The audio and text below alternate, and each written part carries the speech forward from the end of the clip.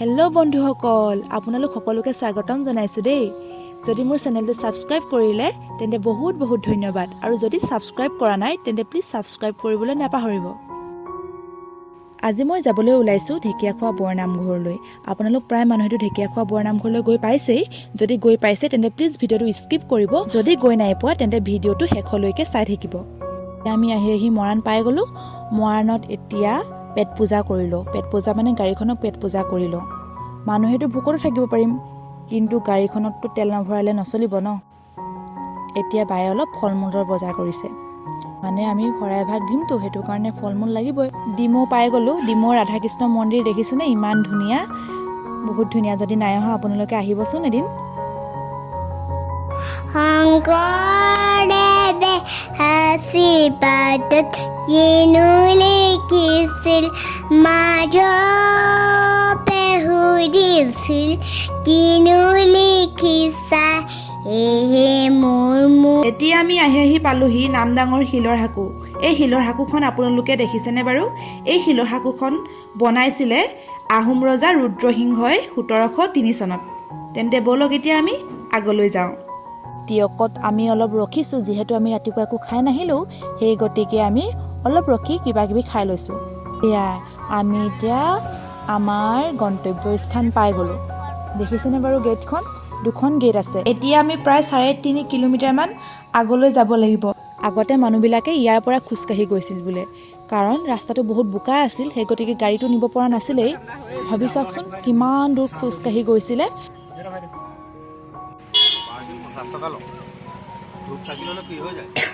দেখিছেনে বাৰু চাৰিওফালে দোকান দোকান দোকান। আপোনালোকে খেলনা বস্তুৰ দোকানেই চাবনে, ফুলৰ দোকানেই চাবনে, খোৱা বস্তুৱে চাবনে, চাৰিওফালে দোকানেই। হেল্ল' বন্ধুসকল, দেখিছেনে বাৰু? আমি আহি ঢেকীয়াখোৱা বৰনামঘৰ পাই গ'লোহি।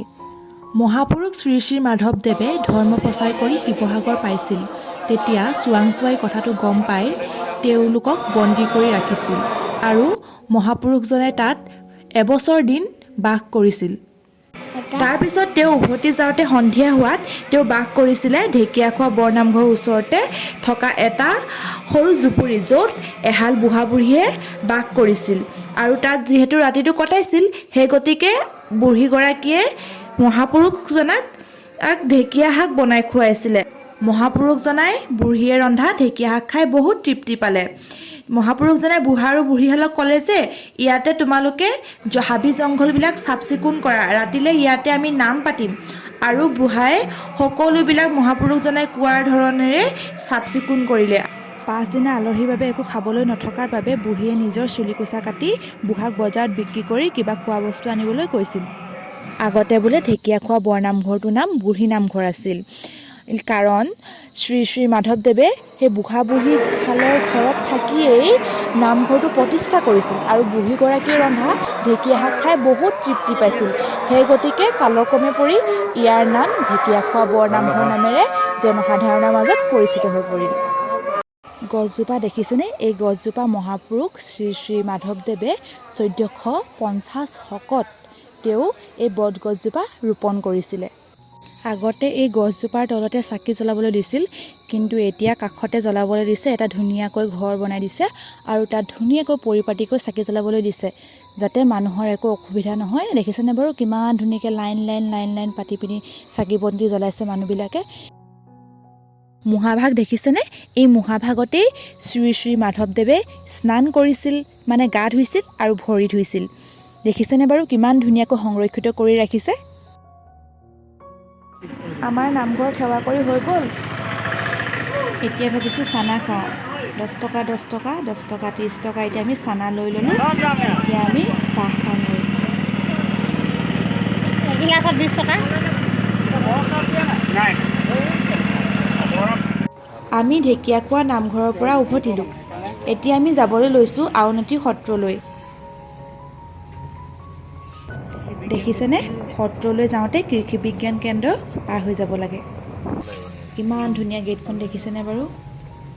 পৰিৱেশটো যে কিমান ধুনীয়া, চাৰিওফালে সেউজীয়া এটা ঠাণ্ডা পৰিৱেশ। এয়া আমি ভিতৰলৈ সোমাই আহিলোঁ। এতিয়া আমি চাকি বন্তি ঠিক কৰিছোঁ আৰু তাত সেৱা কৰিবলৈ। এটা শান্তিময় পৰিৱেশ, সঁচাকৈ দেহ মন জুই পৰি যায়। কিমান ধুনীয়া বতাহ, চাৰিওফালে গছ-গছনি, চাৰিওফালে ধুনীয়া ধুনীয়া ফুল ফল ভৰি আছে। সকলোৱে শান্ত মনেৰে থাকে ইয়াত। এবাৰ আহি চাবচোন, সঁচাকৈয়ে মনটো বহুত ভাল লাগি যাব ইয়াত আপোনালোকৰ। এতিয়া আমি শিৱসাগৰত খন্তেক সময় ৰ'লোঁ। দেখিছেনে শিৱদৌলটো? আজি অৱশ্যে আপোনালোকক ভালদৰে দেখাব পৰা হোৱা নাই, যিহেতু এতিয়া দেৰি হৈ যাব। পিছত আহিলে মই আপোনালোকক ভালদৰে দেখাম। এতিয়া বাই বাই।